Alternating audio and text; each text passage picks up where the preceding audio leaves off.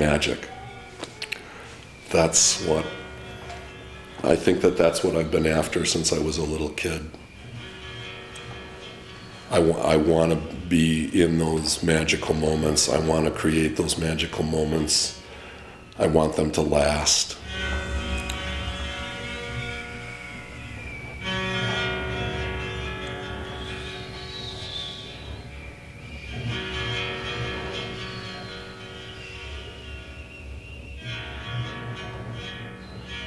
Recently I was asked by somebody who's a very well-educated person, who's a PhD in chemistry, who said to me, well, what do you study when you study music? Why do you study it?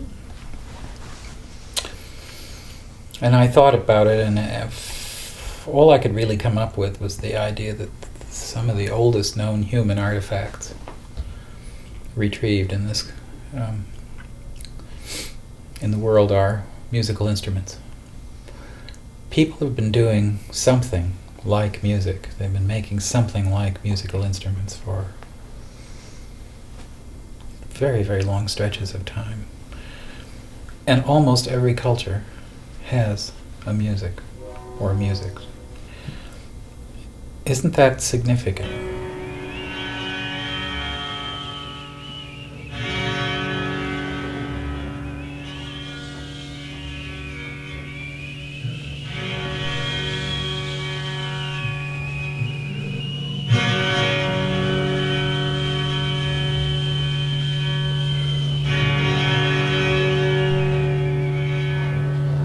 All you have to do is give my two, all you have to do is give a child a piece of paper and crayons, and they're off. They're making things red or they're purple, and they might be making just. Why does that stop happening for some people? Now, it doesn't stop happening for me.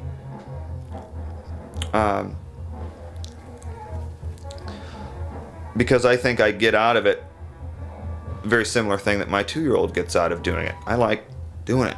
I like that feeling of the crayon on my hands and rubbing it across. I like the friction against the paper and the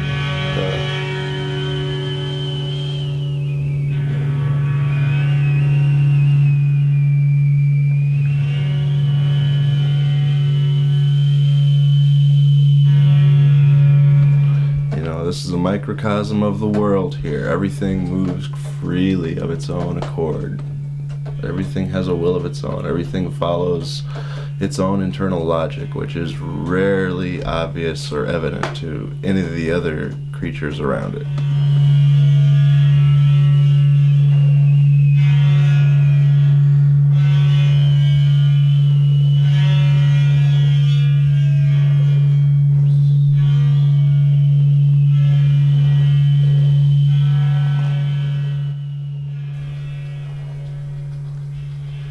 It's liberating in the sense that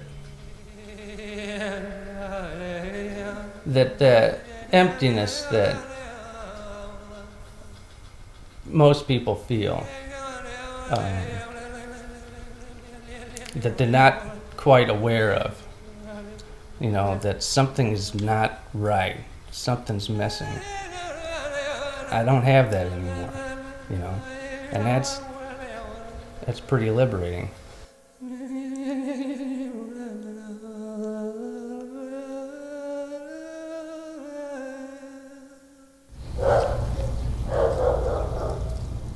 That's the trickiest part, to get it so that there's always something blooming, especially in the shade, because things don't bloom as well in the shade. So it takes a lot of finagling to get that to work out. I think this year it's been doing really great. It's been constant flowers now since the middle of February. So what has Ed been doing back here? What are some of his touches? Well, he did this whole area. He laid all the stone back here, and he built the pond and everything, and then I just put the plants in around the edge. And he's also responsible for lawn. So the circle in the middle there is his project. But I'm in charge of everything else. I do all the plant work. I have also created a slug paradise, so that's been quite a challenge. They are the slugs are very happy here, and they have big appetite, so they just kind of go all over. Like this one, you can see it's got all these little thin spots, and it's not as bad as it could be because these slugs were really little, so they didn't, didn't cause as much damage. But when they get going, they'll just be big holes and everything.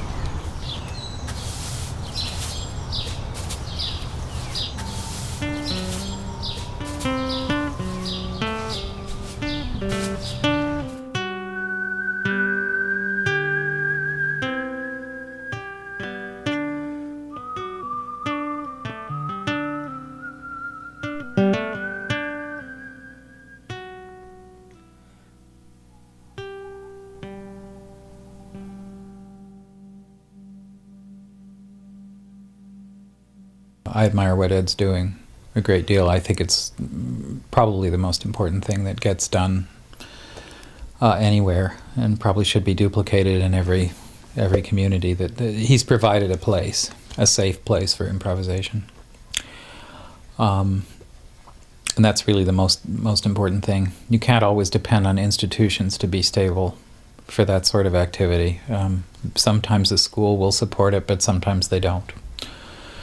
So to have actually a venue outside of institutions, and to have somebody committed to the music enough to really open their home to a variety of players and to people who wouldn't get heard necessarily anywhere else is a very important thing. So I admire what he does tremendously. So Bob Paredes, Anton Hatwich, and I think they'll proceed to impress us all. I wanted it to be something that made you go, wow, now this is different, but not in a different sort of sense of like, I don't think I like it like this, you know, a sense of like, that's pretty neat, huh? You know, this is all right, you know, that kind of a difference.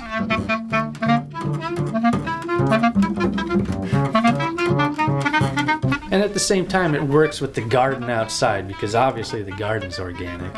You know, and you come down here and there's kind of like a smooth transition from the garden to down here. It feels like it's one whole working system, and makes you wonder, why did these people take all this time, and what is going on here? Whatever's going on here, they must really care about it.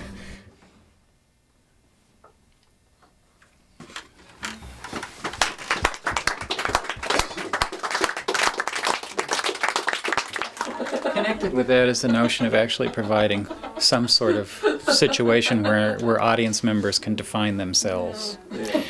Because at every point, they're subjected to a music that's based on analysis of who they are, which is recycled back to them as a structure, which they will then buy after having salivated. It's a very Pavlovian sort of circumstance. Wouldn't it be nice to have a music that actually caused people to redefine themselves and the music? When I'm improvising, I'm expressing a part of myself that I cannot express verbally with words. You know what I mean? Sometimes when we play, there's intensely beautiful flowing lines.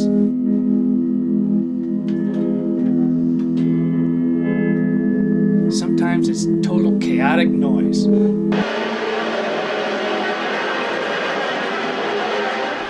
Personality, you know, there'll be certain times when you think you really like that. Sometimes you're thinking, geez, when are they going to stop? You know, that's it. That doesn't make a difference. It's like, you can't say it's good or bad. It's they're doing it.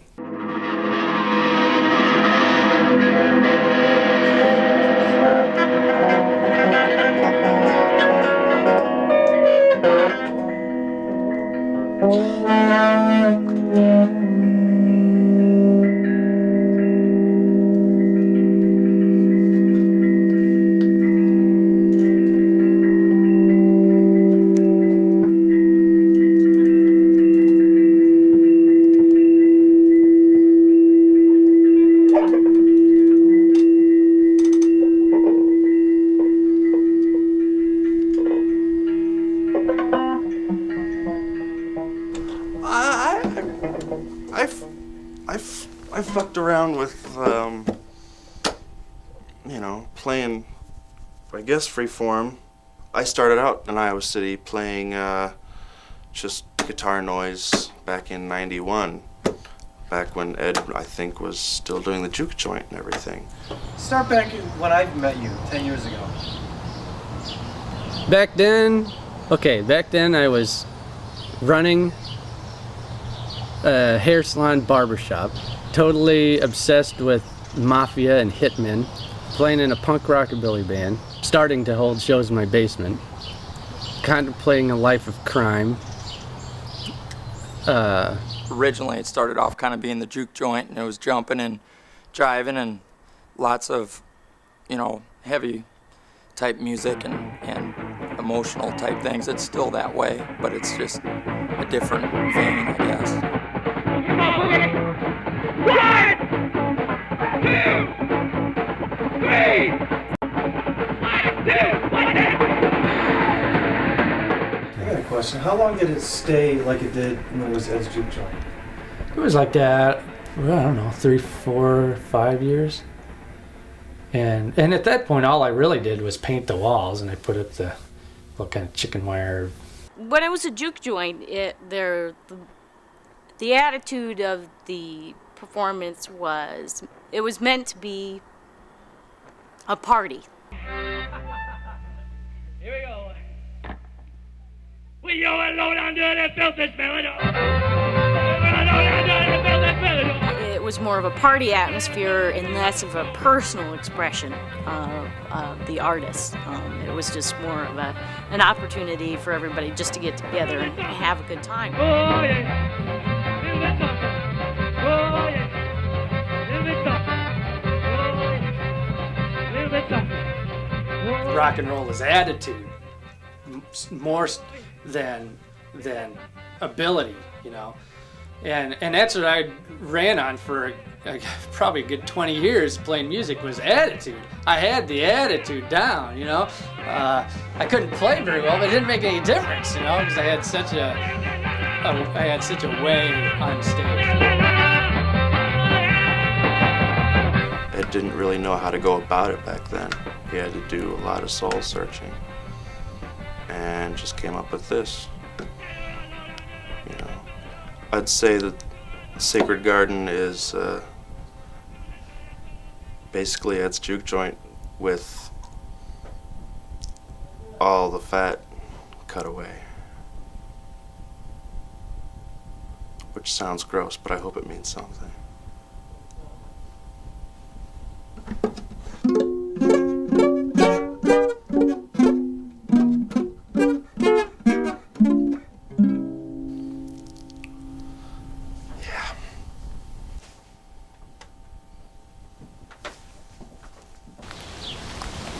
Wow, look at the fishies. We have all these expressions in the language that mean doing something without a plan, without a structure.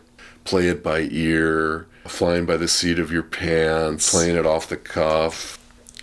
So I think that there's got to be something really basic to human nature that enjoys these moments when we can be lost in the moment.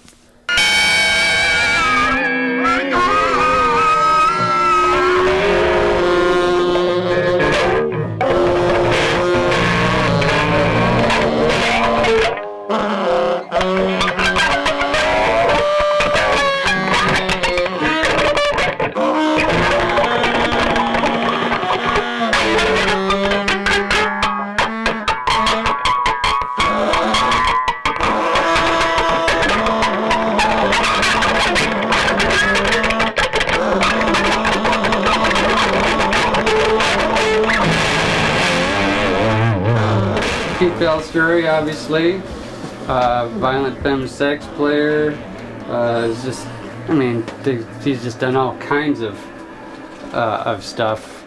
I think that for me, because I only was with one really successful group, Violent Femmes, It's not like I had a huge career. You know, I didn't react like, oh my God, really?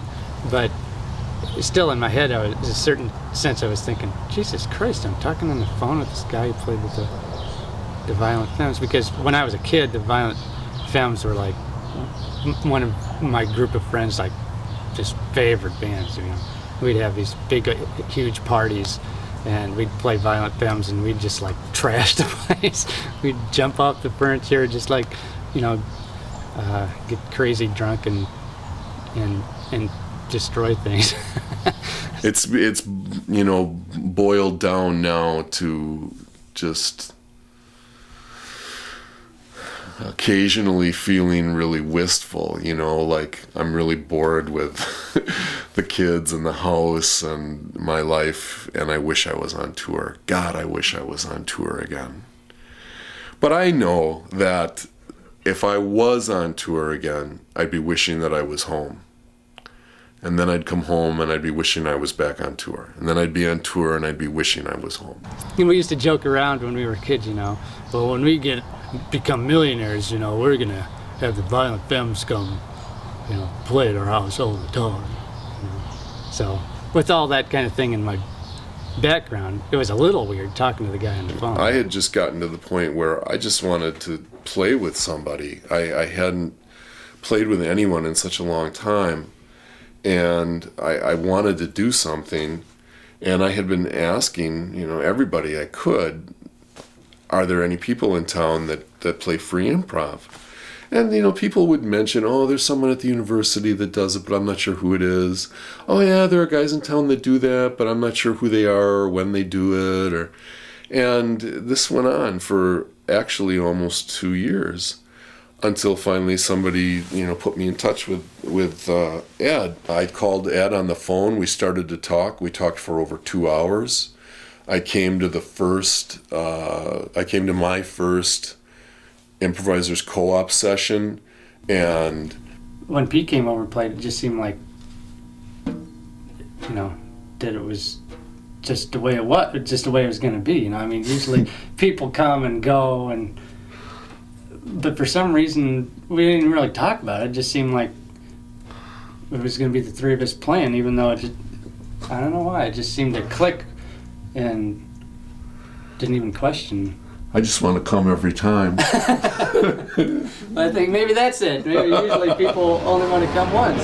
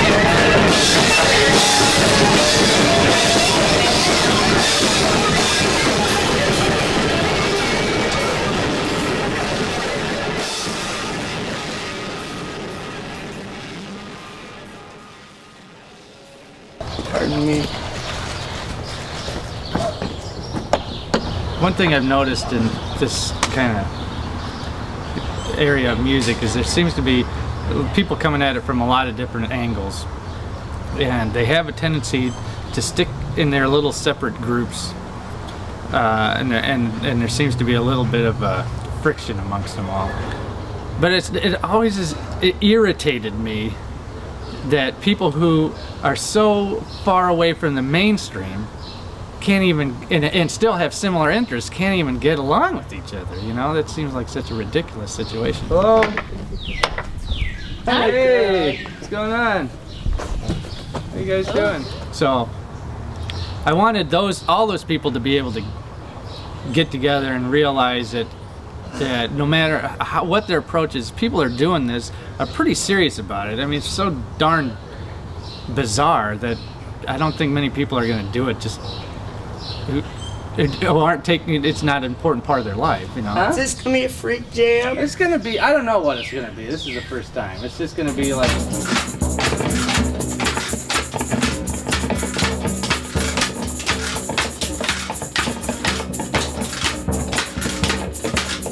Ed's done, you know, and Ed's done such a great job. I mean, in some ways it's part of just the way free improvisers, at least the ones I've been around, there's just this sense of community which is just always there. But I think Ed's done a very good job of preserving that aspect of it and just the way those gigs are even approached.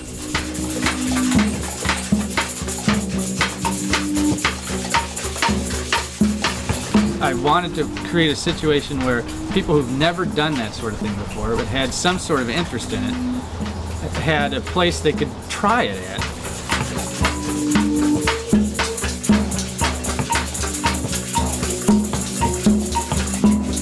It's a thing that you gotta really open yourself up to even do. That's like a barrier there. How do you step across and just start wailing?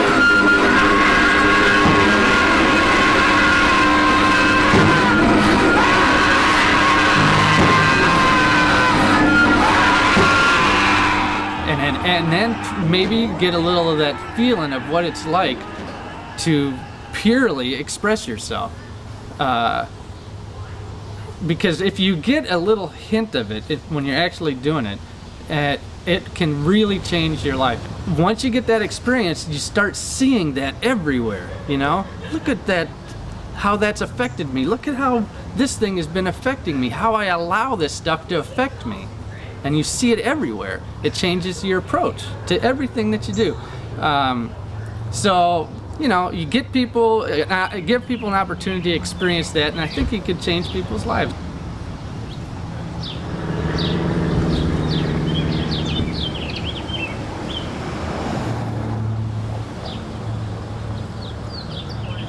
I can't live inside the box, so outside's pretty much the place to be. Yeah. Put your tent outside or just start hanging out.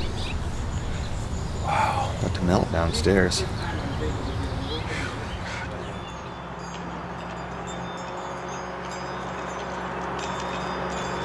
Are you being good now? Yeah. She starts. We've done this for I don't know how long. We have this, and and then I stopped doing it for a while, and she goes back to her old tricks. It started because she attacks my feet, which I absolutely hate, and then just throws me into a rage if she does. So I have this because this is safer for the kitty than what I'm thinking of doing when she attacks my feet. Plus, it's more fun to squirt her with this. Yeah, fun for who, huh? You bastard. I don't really have any specific goals for myself as terms of, which probably explains my career and the lack thereof. I don't think I could work in the government either. So it's kind of been by default. I kind of find the church by default, and I grew up in the church, was away from it for about 7 years, and then being back as a director of music was this neither, fish nor fowl or flesh, or whatever. I wasn't clergy and I wasn't laity. I fit in this very bizarre space. But I wanted to stay in the church for some reason, and I'm not too sure why, because I'm not that I'm not religious or spiritual, it's just that I'm not that particularly religious, It's just, I don't know, I don't think it's hooked up to anything. And then there's no chain for it. I don't know what, maybe there's something that's supposed to come through there. I don't know. It's fucked up, so we just leave it like that. Yeah, I'm lucky that I don't have to go into the office, because I don't know. I would probably get more of a certain kind of work done, but I think it would also create the illusion that that I'm probably getting paid adequately or something. I don't know. I hate to create that illusion. It's like, no, you can't possibly think you're paying me enough to be here every day for any reason at all. That was a lot of, I must say though, that was a lot of fun to do. It started out as kind of a wise-ass thing to do, because I was, shooting for the reaction that she would look at it and think it was done in permanent crayon, or it was done permanent, and it's all washable, but I don't want her to wash it because I like it. I like it now. I almost started in on a wall after that, but that took me all damn day. Well, not constantly, but I had to walk. Which, of course, to my wife says, that's what worries me, is that you spent all day doing that. But, you know, for me to have to go from this state to in the car driving somewhere, that's got to be planned pretty much way in advance.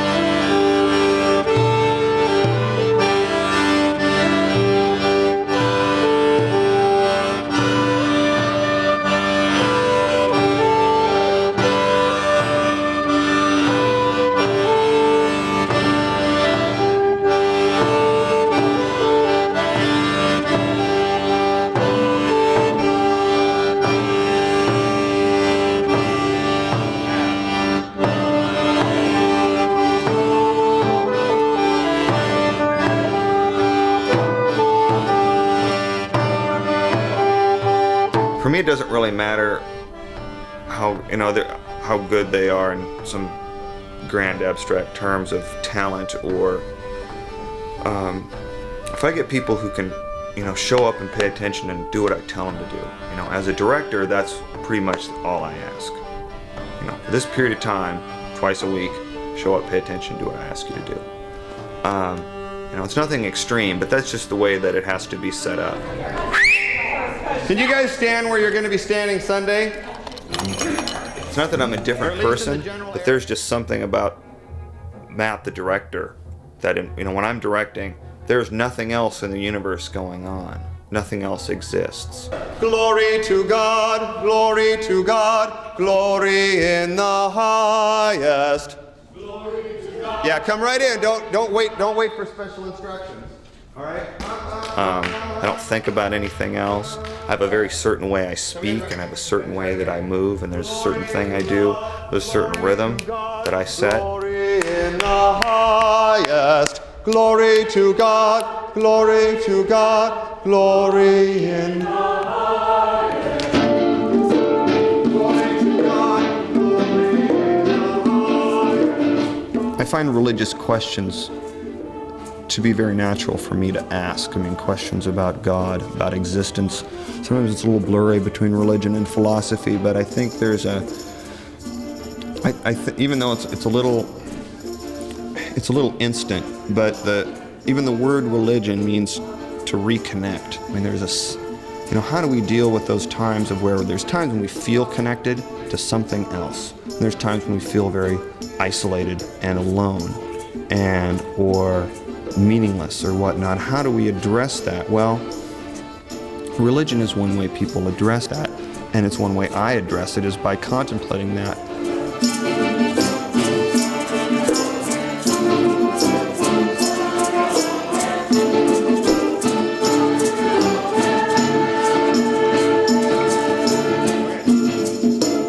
Ed is the only other improviser I know of who came into free improvisation, who was inspired into free improvisation from a non-musical source, namely Buddhism.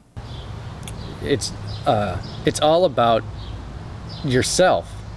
It's not about another subject. And that's why when I discovered that, I realized this is something more. And when I first started doing it, that was, you know, people were saying this all the time. Yeah, but Ed, you know, you do so many different things. This is just another one of those things. And I couldn't convince them. Like, no, you don't understand. This is different now. This is all about me. I can never know everything about me, you know. I'm never the same. From moment to moment to moment, I'm always a different person. It's impossible. I can't just, you know, it's a never ending until I die. It doesn't end. I think I was doing spontaneously without thinking about it a whole lot. And then after meeting Ed Nehring and talking a lot with Ed, and Ed and I comparing our backgrounds in Eastern philosophy, you know, I began to realize that improv could also be meditation, that it was a form of meditation, that's how Ed views it, that's how Ed sees it. He sees it as his meditation. I guess you'd say I had one of those experiences where you just find yourself, and it actually happened during a performance with that band, and it was one of those kind of instantaneous things where I just realized that this is over with. I'm no longer this. That and looking back on it now, I realized that what it really was is I realized that all that stuff I'd been doing was a fabrication. I thought that that's what I was. I made myself into that, you know, and it just went away. And it was kind of a strange place to be in for a while, and I just kind of didn't do anything for a couple months, and I'd been studying with the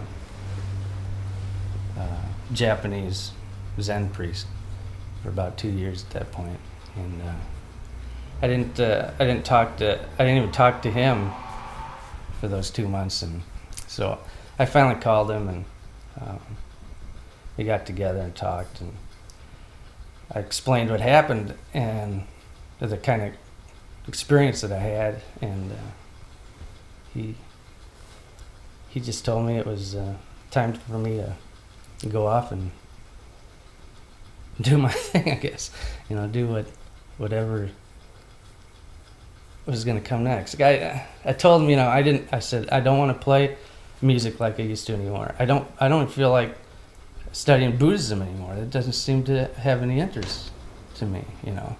And he said, well, what are you as a person? I said, I've always thought of myself as a musician. He said, well, make music your meditation. And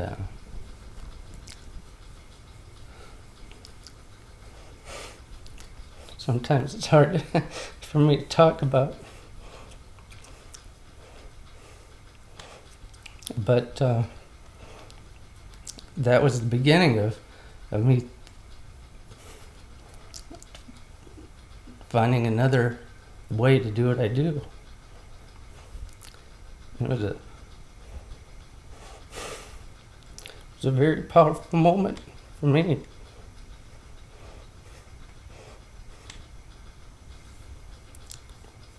But that was when everything changed.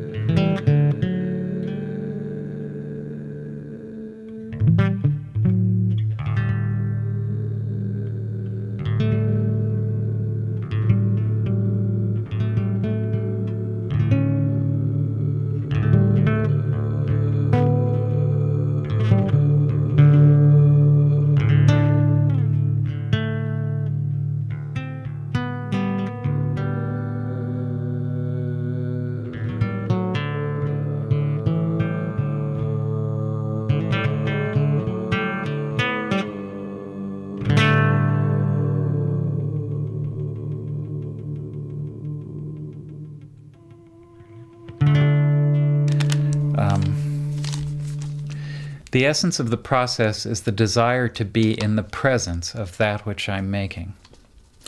That is ultimately what I am composing, my connectivity to my sounds in the face of an ultimate oblivion.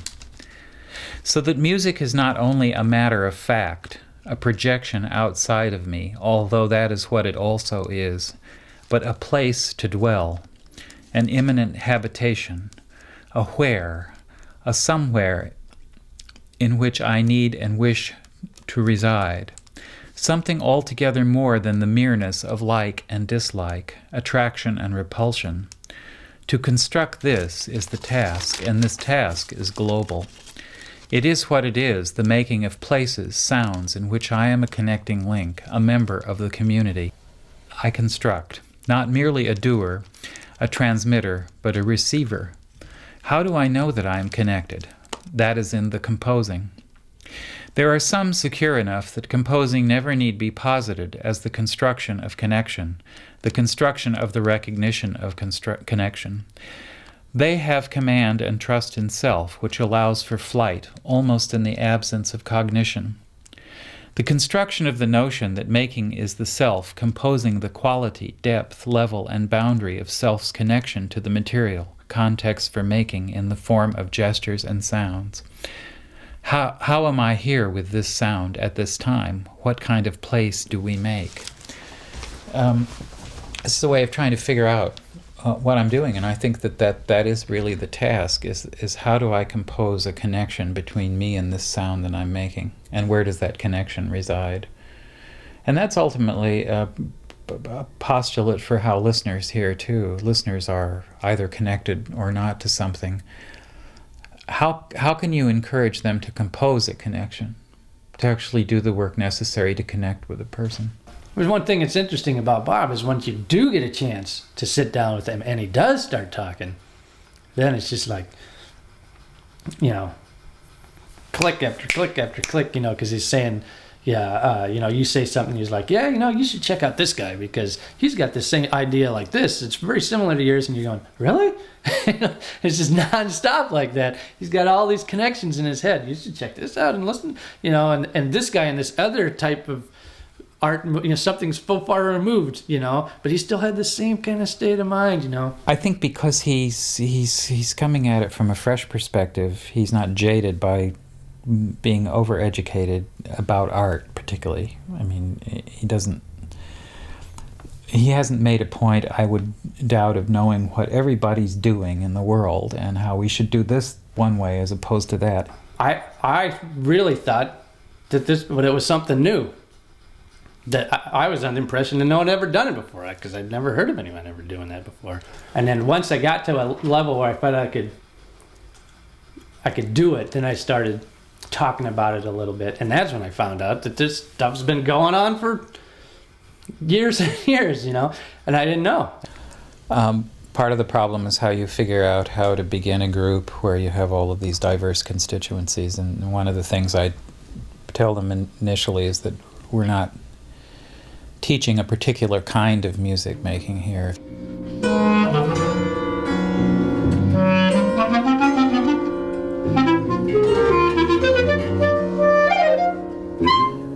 Is a new music possible? That is a music that doesn't do what the musics we already know and understand and love. Is that possible? I'm not saying it is. I mean, I'm not saying you can ever escape the familiarity quotient.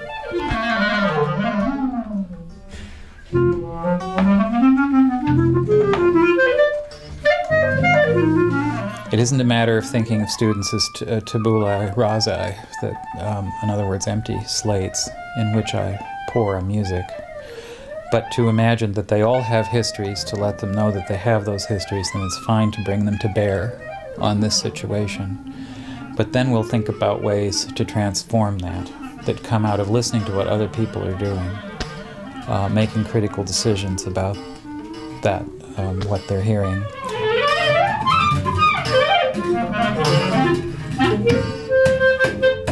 So I hope students say that I was instrumental in helping that process along, and that they are doing the work that they want to do, that I helped that process, that I didn't tell them what music to make, but that's what I would like to be said about me. I don't know if it's said or not.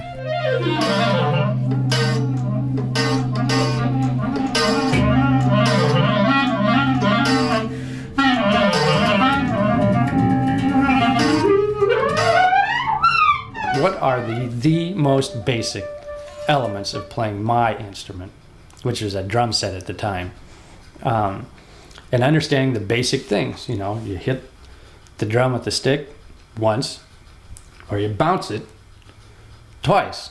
Those are the basic elements, you know. I mean, there's technique and everything that's involved, but that's what it comes down to. I would start off just doing A single. Speed up Right, left, right, left, right, left, right, left, right, left. Learn that as well as I could. Quiet. Right, left, right, An right, exercise left, that they right, call a left, paradiddle. You start mixing up which is the right, the left, doubles, right, which doubles, is left, called right, roll. left, right, right, But it's a pattern. More and more complex patterns.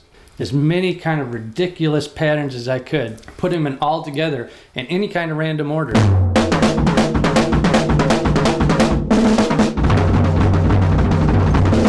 Only people who knew that I was doing that was like my wife and my brother and maybe a few close friends knew that I was doing that every day in my house. Everyone else, all the other musicians I knew, just thought that I just kind of dropped out of playing music. But I hadn't. I was home doing that every day. For 3 years I did that. And then having the basic muscular movements available to me to express myself. Through that entire process, I start to somehow feel that this sound is an expression of me in some manner.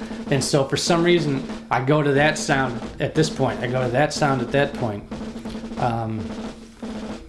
What does it express about me?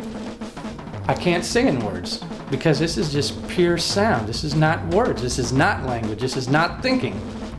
It's expressing myself in a different manner. It's through sound.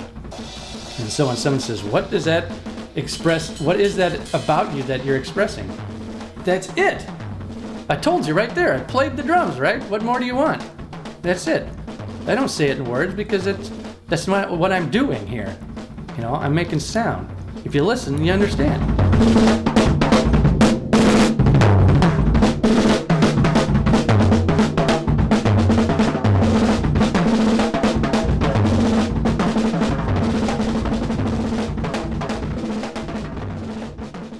I guess that, especially with music, I've always had to fight back and forth.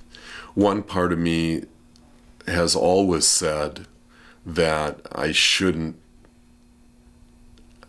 really shouldn't be a performing musician. I shouldn't think of myself as a musician or call myself a musician. I'm really a sax player. I play, I play with this thing. It's almost more like a toy than it is an instrument. I don't read music. In terms of standard technique, I don't have a lot of standard technique. There are kids in grade school that are better sax players than I am. I think by all of the standards that I respect and that other musicians or the majority of other musicians respect, I'm just not a good musician. It's been great having him around to play with and talk to about stuff, and he's very well spoken, and he told me to keep him from talking, but I think it's great when he does. so at any rate, Pete Balestrieri, everybody. Thanks a lot. Thanks for coming out. And I want to thank Ed and Susie for having this wonderful space, and thank everybody in the Iowa City Improvisers Co-op for being such good friends and such good musical friends.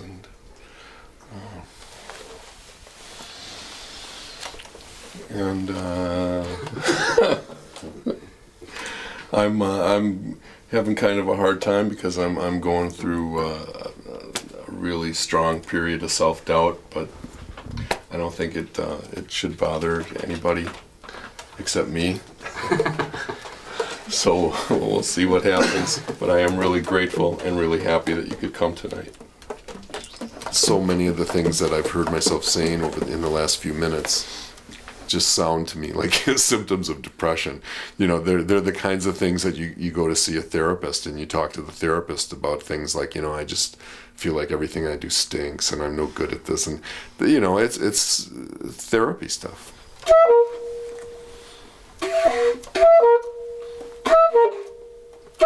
I think that somebody else who's got more distance than I do would say, this is just another aspect of your depression. I'm somebody who's been who's been depressed for years. It's amazing to hear myself say all of this while I'm being recorded and filmed.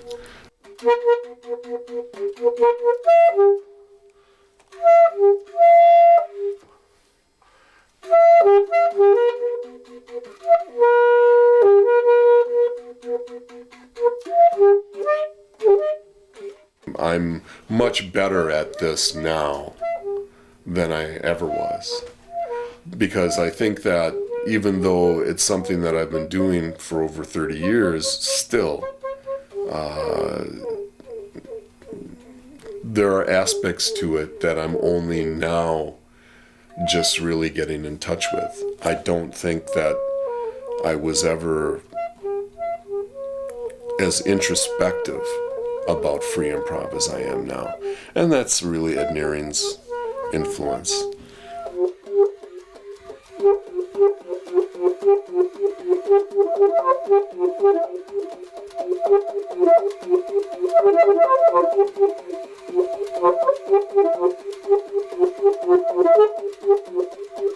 There's always the sort of very gentle but very forceful influence of Ed Nehring, which is constantly there saying, what is your goal? Keep this on a spiritual footing. Don't think so much in terms of other people or other scenes or other cities. Keep it focused on learning about yourself.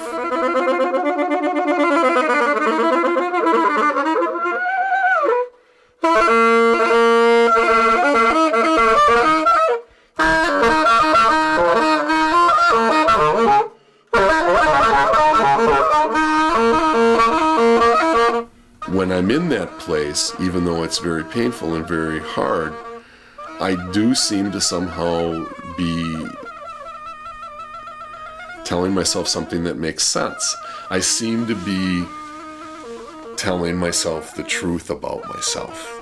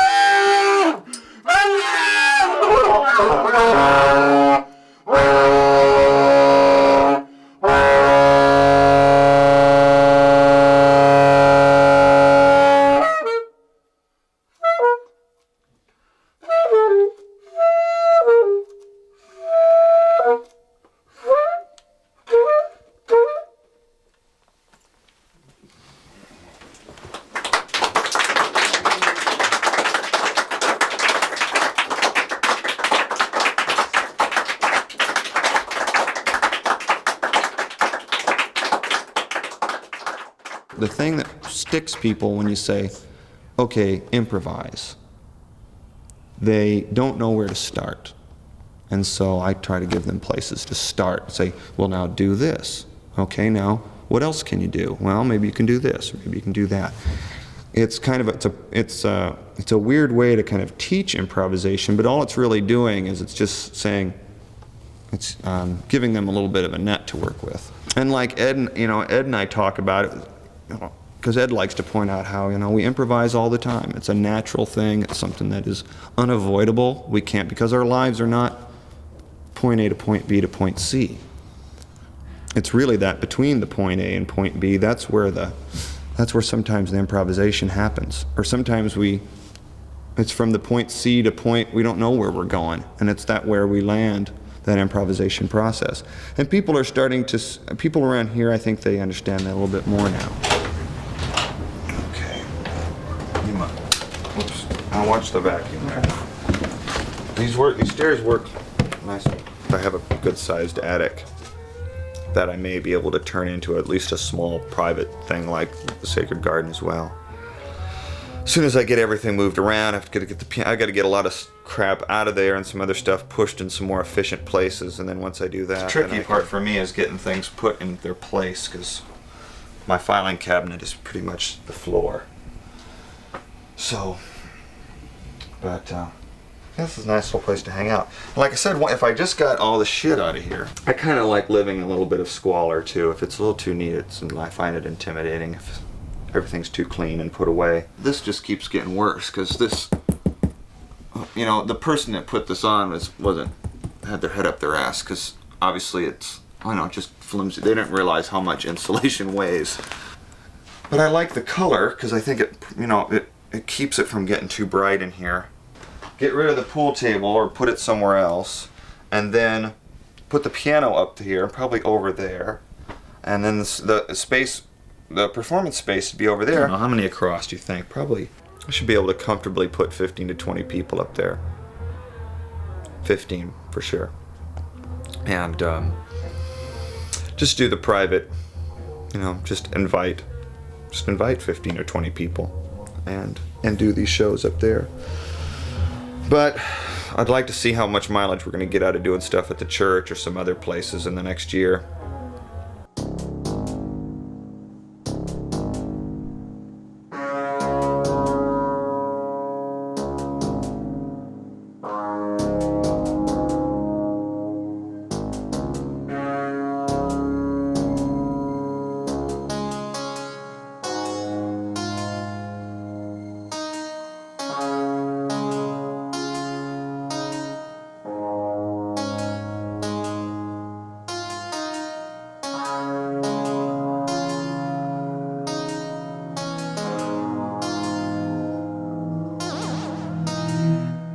Thanks for coming.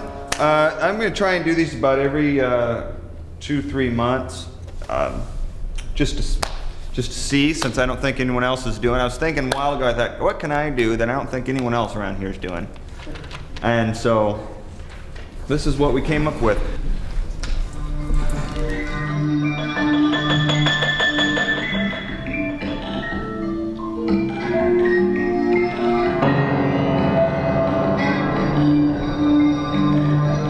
Listen, this isn't going to be like Cats or Beethoven's Fifth, or, you know, this isn't going to be, not going to be like anything else that you've probably heard of before.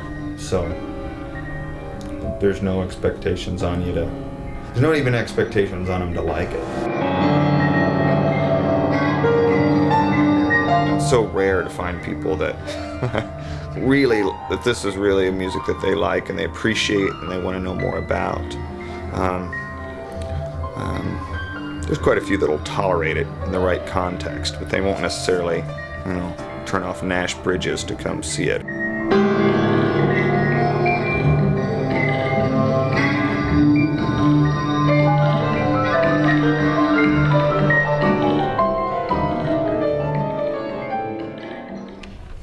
Thanks again to Jonathan Southwood and Evan Mazunik.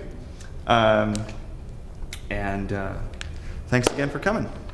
So have a good evening. Thank you.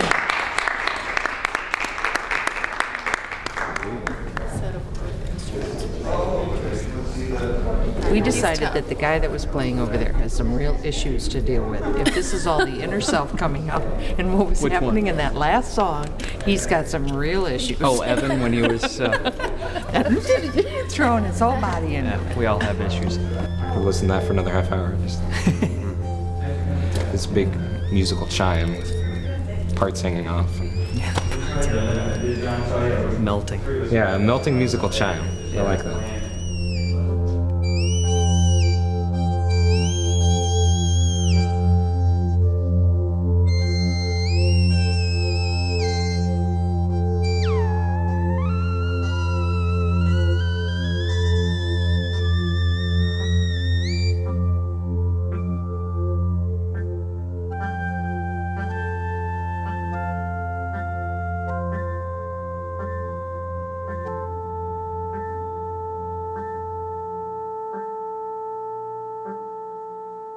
It's a place to exercise your curiosity with other people when you might have no other social context in which to do it.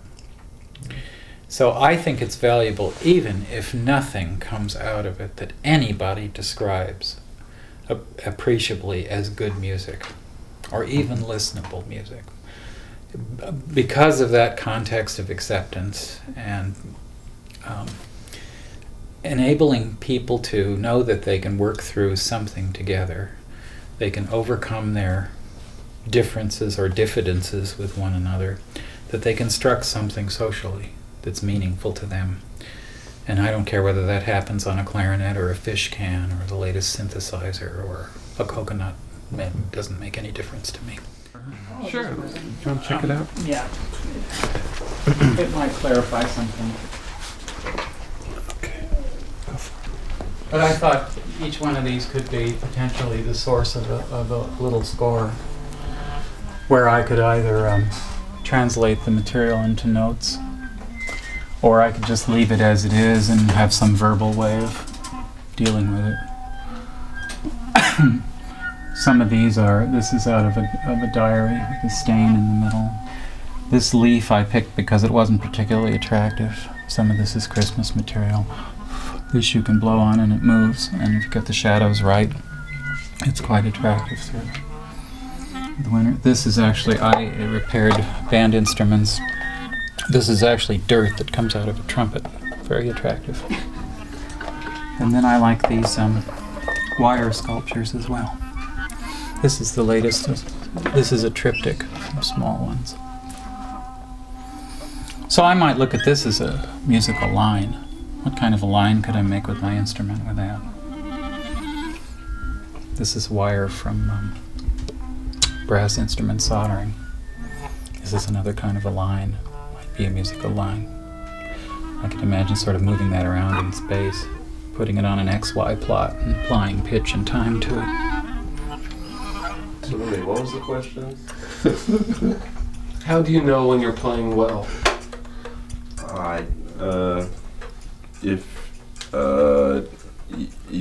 When you're making a motion and there's noise coming out of somewhere, but you're not playing. I guess it's just good to try your best not to think about it, although it's impossible not to. I mean, when I'm doing this, I have 1, 2, 3, 4, 5, 6, 7 to 10 different things going on at once, honestly, and I'm just constantly, and they're like circling around. They're like little birdies flying around my head, and there's only 1 or 2 at a time that I'm actually, gonna have run in front of my eyes, and it's just a big blur if you're lucky. And most of the times that's a really slow merry-go-round, and you have to supply the motion and the fury. All right. Nice.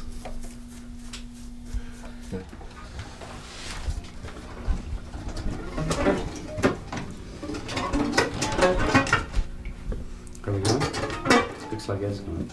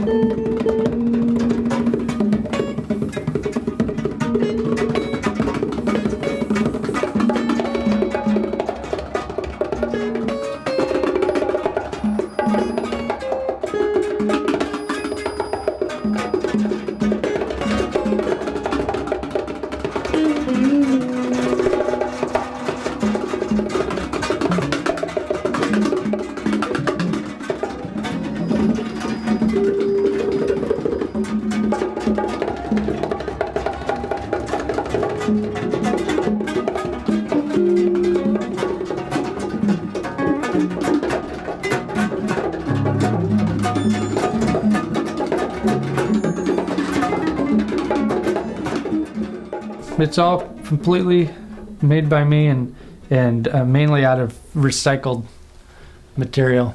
You'll hear. Yeah, and I did a lot of experimenting with various amplifiers and speakers and what made it sound the way I thought it should sound. So just, you know, what can I say? That's what it does. And We're taking a picture of your fish. Okay. You each get one piece. We go fishing a lot? well, we haven't got out that much this Once, I guess, maybe twice. We went twice, I think. Once early on where we got some crappies, and then later on we got the bluegill. So now he's talking about changing. This is crappie and bluegill. They were about that big. That's why the pieces are small, but they're good. So Well, you'll enjoy it. We'll go ask Bill how big they were. Yeah. Ask Ed caught some of these too, so. Yeah, we'll see if their story's different. Yeah. Okay. He loves music. I mean, there's just no getting around it. You know, it's been in his blood forever, hasn't it? I guess so. Most of the wood's from an old table that I had, and an old table and an old stereo of my parents. Bill and I went to a convention in Detroit, Michigan one time, and Ed was little. And it's the first time we'd ever left the kids. And my mom came and took care of him. And the first night we were gone, she said he got so homesick. And we had this big stereo that Ed just dismantled this past year. This fabric was from the old stereo of my parents, you know, old console stereo. And he asked Mom, he says, can I listen to the Beatles tape? Or the Beatles record, and Mom says sure, and she said that's first she'd ever really heard some of the Beatles songs. She said there's really some pretty songs in there. She said he just sat there in front of that stereo and listened to that Beatles song. She said she could just tell he was so homesick for us, you know. Yeah, and the other wood is from a table that was my grandmother's. So I was able to use wood from furniture that my parents and my grandmother had and make it into something that I'll use.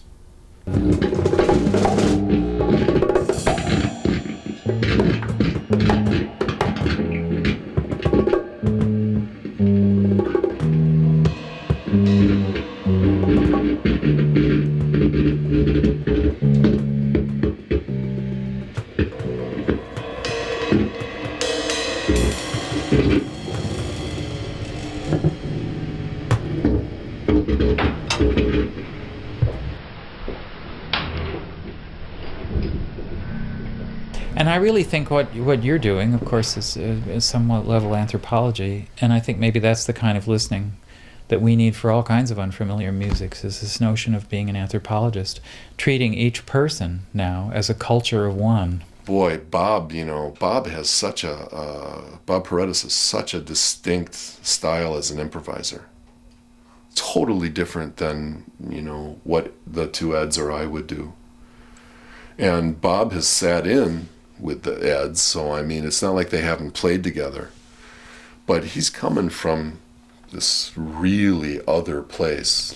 So how are each of those people a kind of an improvisation community with respect to each other, but a culture of one, that you can hear in that music all of the different histories that they bring to bear and questions that they have. So it becomes another way of humanizing the whole. That's one of the reasons I continue to do it and continue to believe in it, is because I think in some perhaps overarchly idealistic way that the kind of improvisation that we do, to the extent that it remains open to everybody, is one possible way we can come to understand each other better.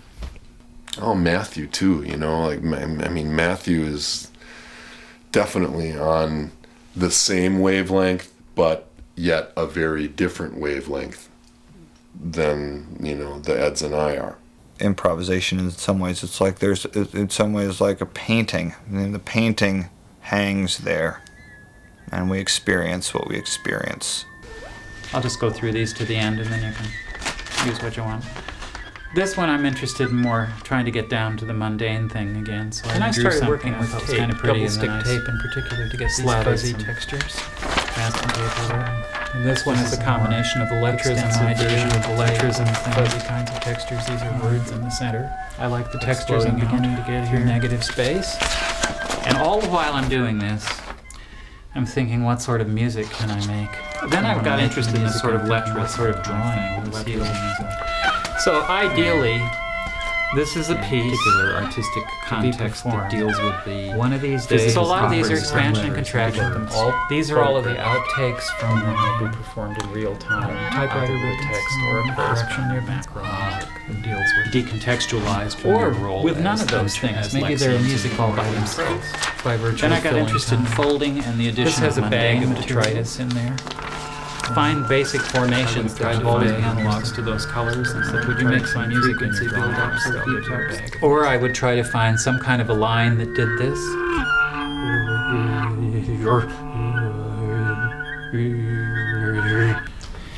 I do like the warts and all sort of approach artistically, and the reason is that that's another kind of politic. I do think we live in a world that is so concerned with a certain sort of superficial perfection, and the notion that I proceed from the point of view of not knowing what I'm doing is a potent politic to me. Doesn't mean at the end of the process I don't look at it and say, I did that. Now I've learned something, and that's another thing that's kind of interesting. One thinks that you go to conservatory or art school and you learn all you need to learn, and then you spend the rest of your life exercising your craft. Fine, there's nothing against that. But what if what you really want is to be able to spend the rest of your life learning what your craft is? Then how do you get to do that if you don't project yourself out into spaces where you're uncomfortable? I was comfortable immediately with improvising, but I haven't been comfortable with everything I've done as an improviser. The fact of making something up didn't bother me, but then there were whole other questions about, well, what am I going to do? So I'd get these processes going, and I'd wind up with something. And of course, the question here is, how do I know when I'm done? You know, well, it's like, I guess it's like John Coltrane asking Miles Davis one time about how do I know when to stop, and Miles said, take the horn out of your mouth. That's the famous story. How can I quit? Take the horn out of your mouth.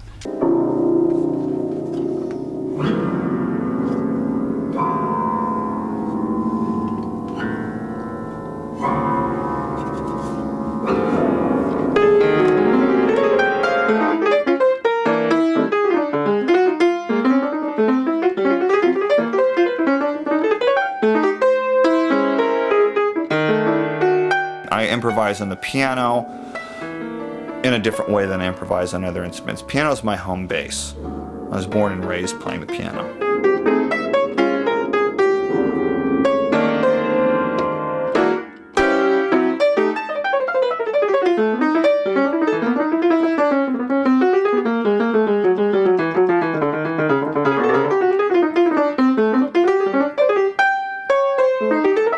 I did study violin for a short period of time, but I use violin as an improvising instrument because I really don't, I'm not a classically trained, accomplished violinist, but I can make sounds. I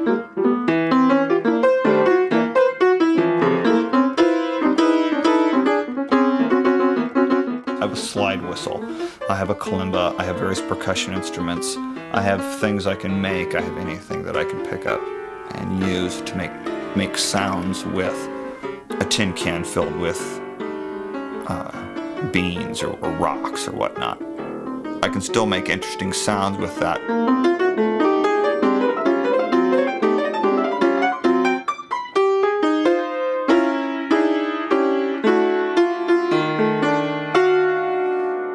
There's synthesizers, there's the computer, there's tire springs.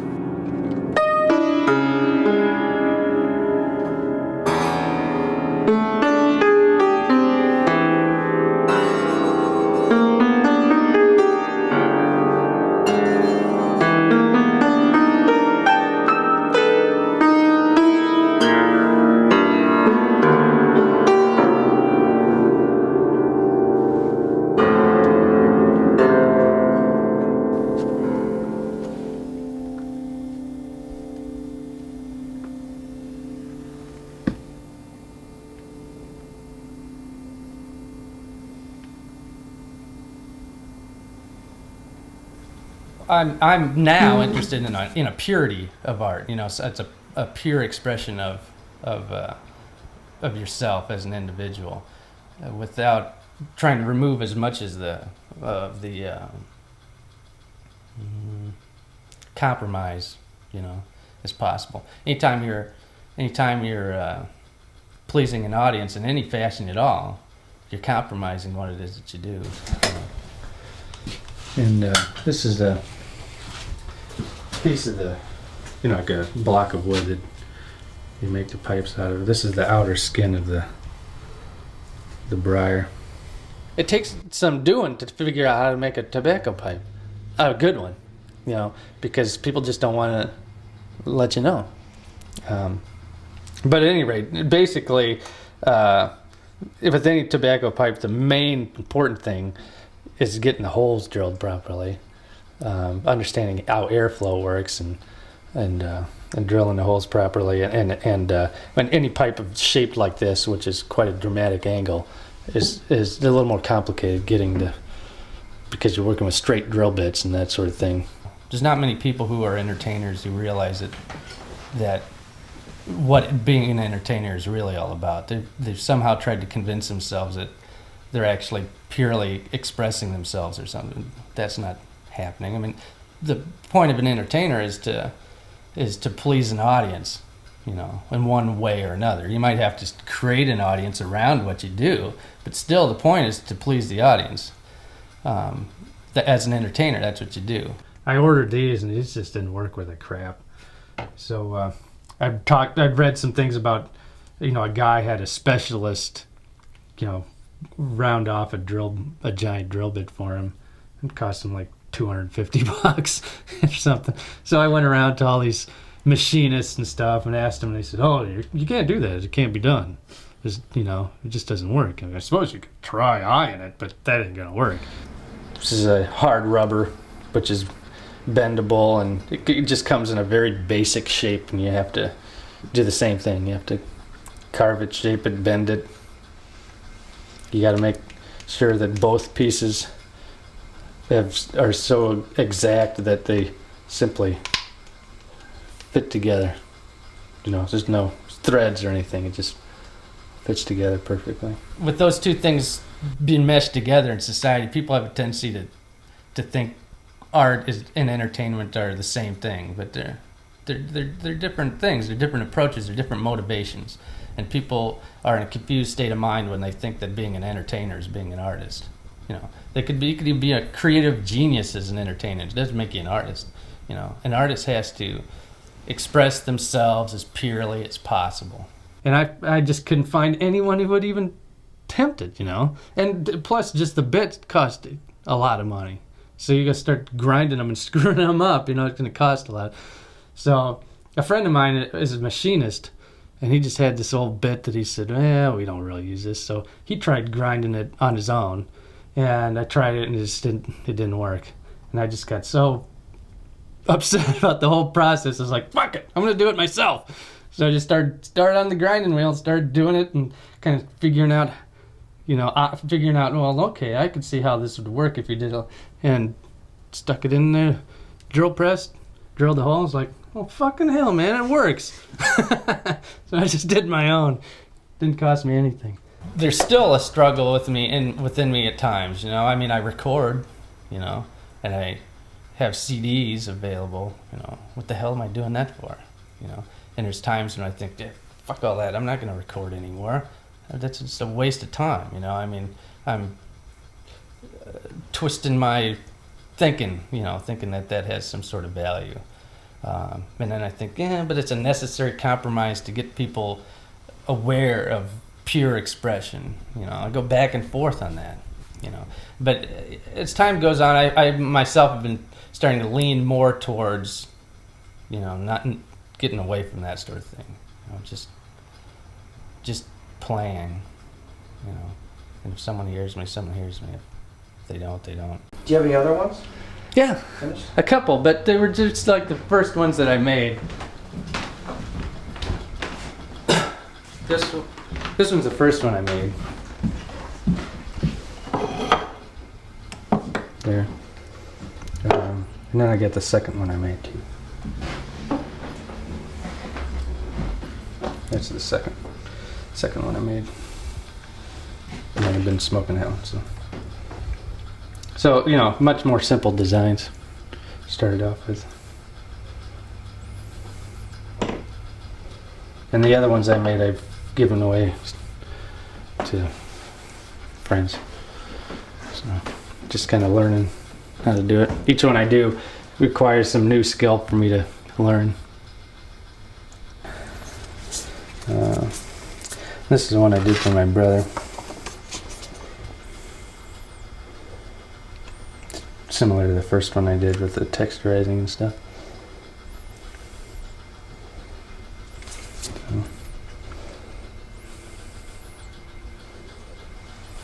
that's about it.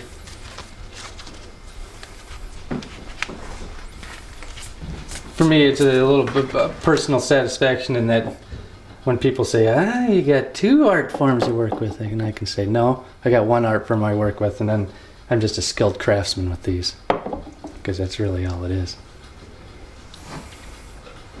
Make my point that way.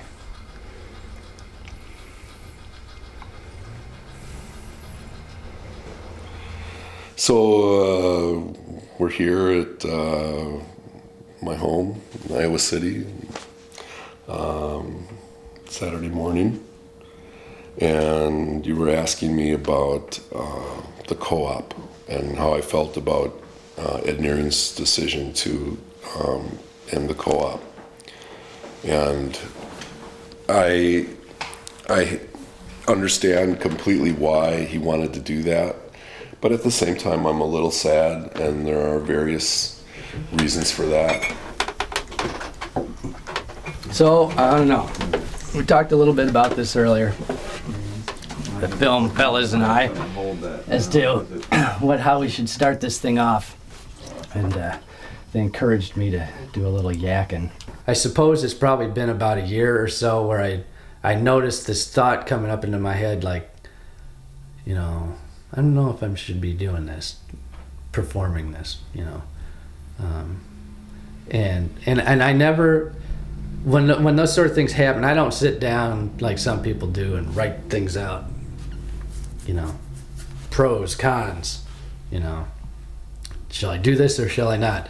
I just let it tumble around, you know, let things occur naturally, and but just take note of what's going on inside, you know. How are you feeling about things? And gradually everything just sorts itself out. I've never done a solo performance here in the basement, and so I've never taken the time to explain to anybody, really, except for some of the people whom I play with, how I go about improvising. And generally what we do is improvise. The key thing, I think, is without thought. In other words, we just simply play, not thinking ahead of what we're going to do next. His decision, his own decision to stop performing, which was a philosophical decision that I think was a long time in the works, that changed his attitude towards co-op. And it changed his attitude towards bringing in other performers. Because I think once he began to ask the question, why do I need to perform? Then he began to ask the question, why do I need to have other people perform here? Why do I need to have, or do I want to have people come here to see performances? So Ed being, I think, the kind of person who's extremely thoughtful, and who, once he gets a hold of an idea, carries it out to its sort of both logical and also perhaps extreme limits. I think he's just been gradually moving closer and closer all the time to shutting the whole thing down, and that he's reached that point now.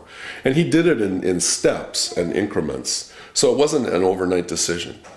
I've come to that realization, then it's time for me to just do what I do, you know. Everyone just let me do what I do. I'll let you do what you do. It's going to be fun watching the whole thing happen, but that's all there is to it. It doesn't feel comfortable doing it in front of people in the sense of like putting it on as a show, you know. It just feels kind of wrong. So I'm going to do that and then get over with, and then we'll do the stuff that, you know, maybe seems less uncomfortable to do in front of people. I guess maybe that's why I'm doing it that way.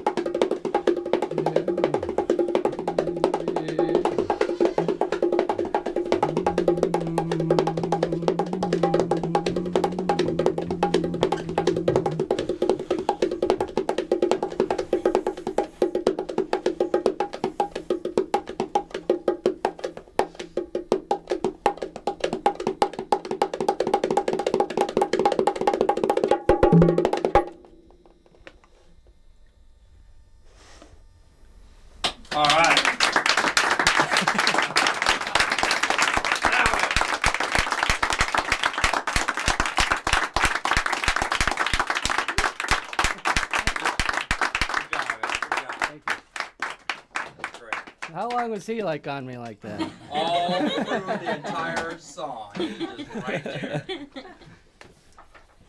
That was great, Ed. Thank you. You've been holding out on this. And then next one is going to be me and my brother. I'll go to play the drum set, and he'll be playing saxophone. I think I'll just let you start off now. Okay. Okay, Tim. So Jeff is my brother. Never practices. I don't think he ever has practiced, and he just does it, just plays. So, and we haven't played together for a long time, and we didn't get together this week or anything. So, but usually every time we play, it just clicks. Yeah. So. I got full confidence. One thing I'd like to say to everybody is I'm very saddened that this is my brother's last live performance. I really enjoy watching him, and he's been a gift from God, if there is a God, to me. He's a wonderful guy. I hope that doesn't kill the aggression. Thank you. But yeah, without him, I wouldn't have a cool bone in my body. So. All right, thanks, Jeff. Yep. Okay. My brother and I are so alike in our states of mind. It's almost like we got ESP. We don't have to talk much to understand what each other is thinking. And so when he and I play together, it just pretty much starts off full blast and doesn't end till we're exhausted.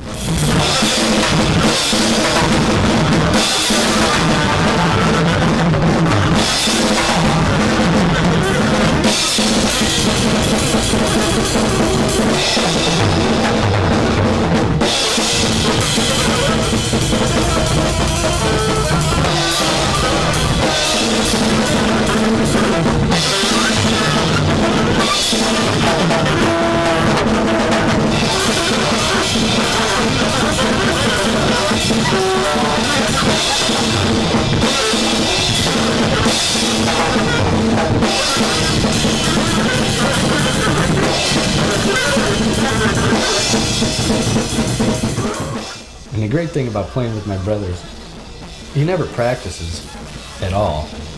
He doesn't, and apparently doesn't seem to need to. He just blasts his way through just about everything and can get noises out of a saxophone somehow without ever practicing.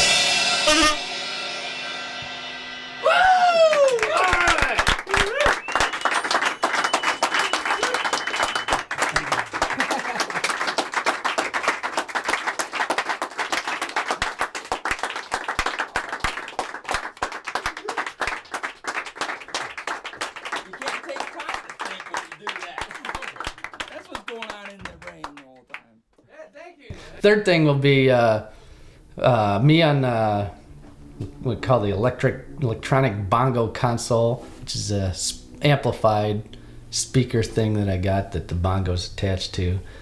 And then I'll be doing a duo with Ed Gray on guitar.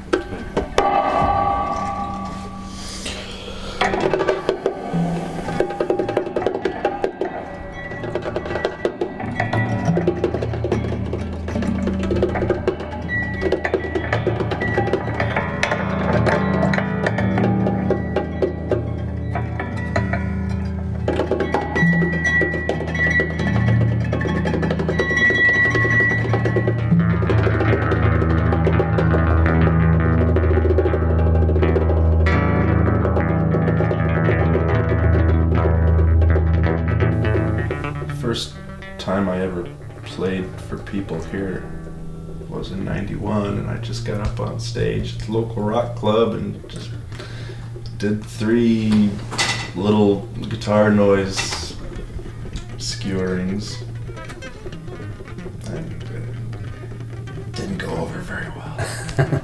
Hey, the out-of-towners dug it. They were like, woo! People who used to live here and moved to San Francisco and came back, they were like, hey, all right, someone's finally messing things up. But the folks here were just like, ugh, real nice, Ed.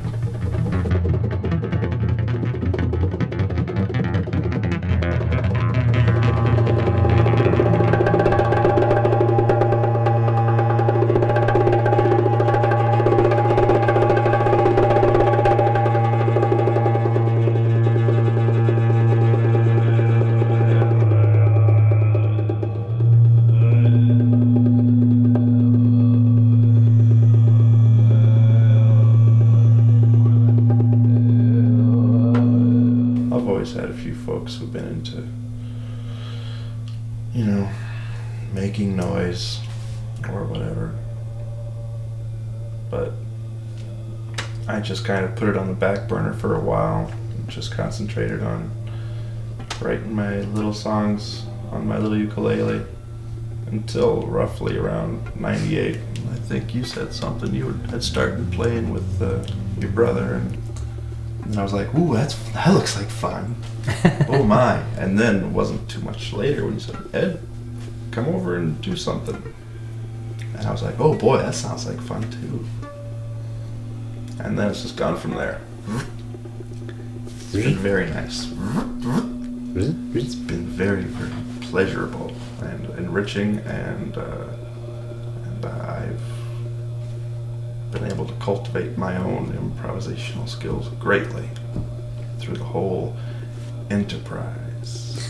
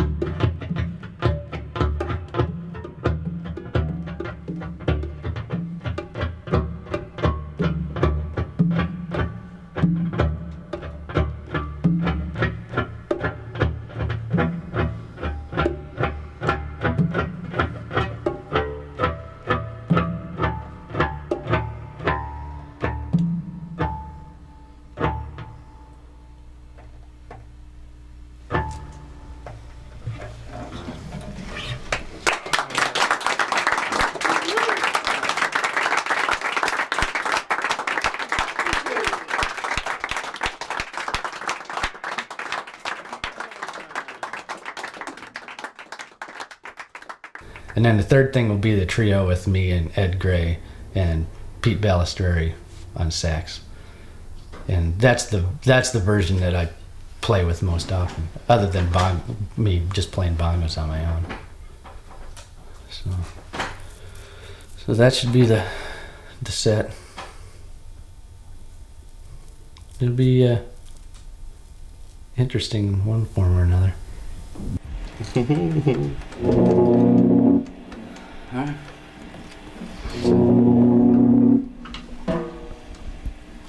Here we go.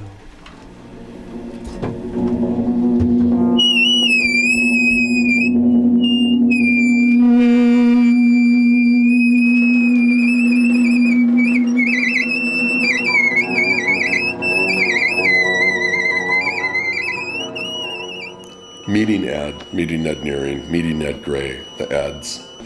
Meeting the Eds is a big part of my life. This is a big step for me in my life, to meet these two guys, to be able to improvise with them, to have bonded with them so quickly. And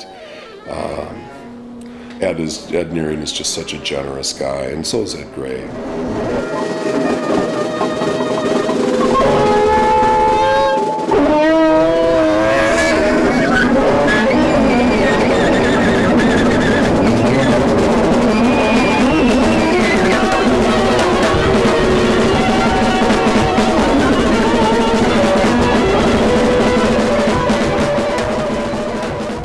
A good 4 years. That's more than a lot of good things last. I wouldn't expect anyone to feel the same way about almost anything for that long.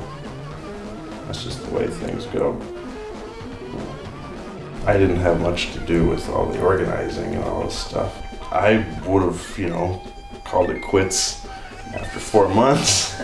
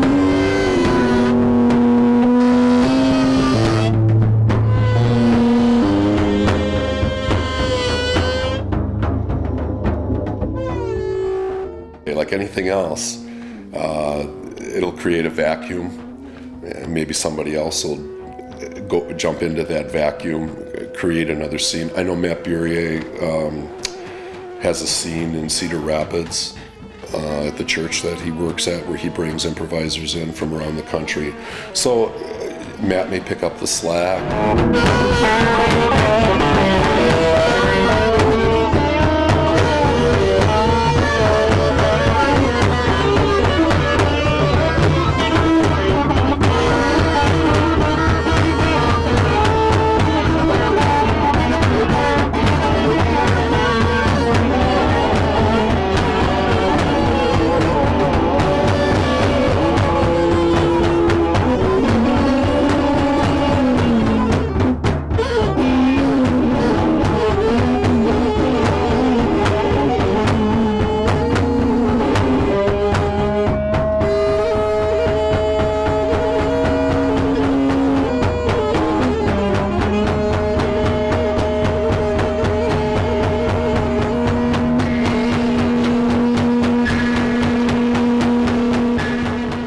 And most people who've passed down these steps and passed back up them again I always think, that's cool, that sounds like fun. I have an old, sousaphone in my closet.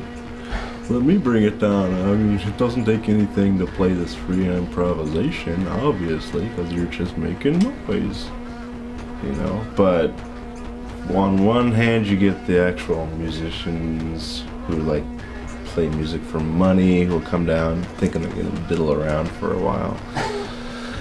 And, they just get either really frustrated or really bored really quickly, as do I with some of the results of such. So, Ed usually gives me permission to stick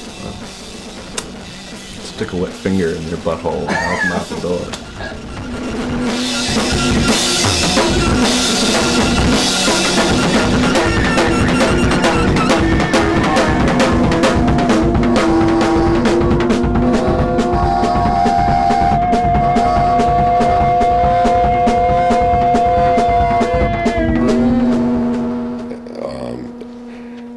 But Ed Nehring constantly sort of propping me up and giving me a lot of affirmation, helping me when I feel down and when I have really serious doubts about playing, and convincing me, you can play, don't worry about it, you know how to play. So that's been really, really great for me. Something that I couldn't imagine what life would be like now if I hadn't met the Eds, if I hadn't been involved in co-op for the last 2 years, hadn't seen all the different acts that I've been able to see. So I'll be sad to see it go, but something else will turn up. Which, that's the whole nature of improv, is that when you really embrace it, it should be something that informs your whole life and makes you feel like, something will turn up. We'll figure it out as we go. And it should give you a real good feeling about life's ups and downs and dealing with life's ups and downs.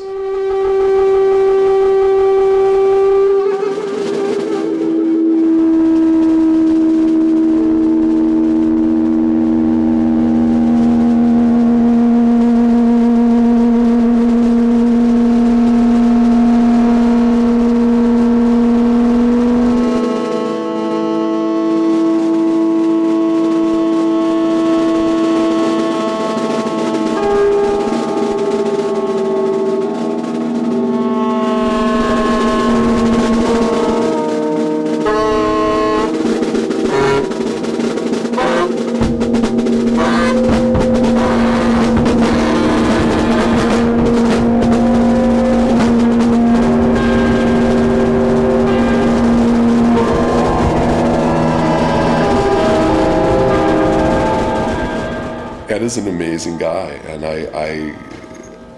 I could never fault him for any of the decisions he's made.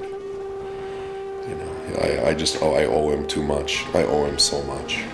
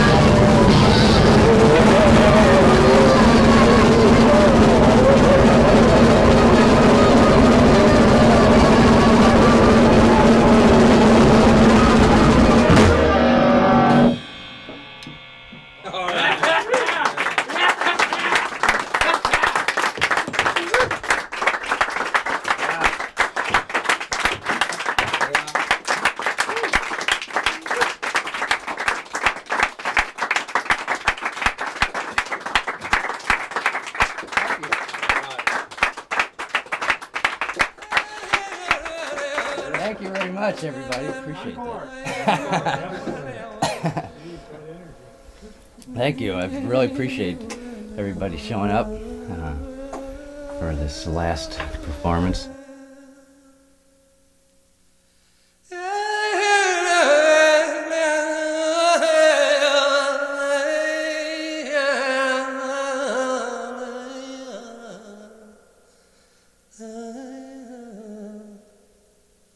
I, at least I can say, am been given this opportunity to live in this reality, which is really, really amazing. You know, if you really want to get down to it, I could just go out in the front yard and just sit there and look at the ants and mess around the grass and just explore all kinds of things endlessly, you know, and be fascinated every moment. You know, I've been given that opportunity to do it. Maybe that's a better way of spending my time. You know, just being fascinated, experiencing, you know, the amazing life experience.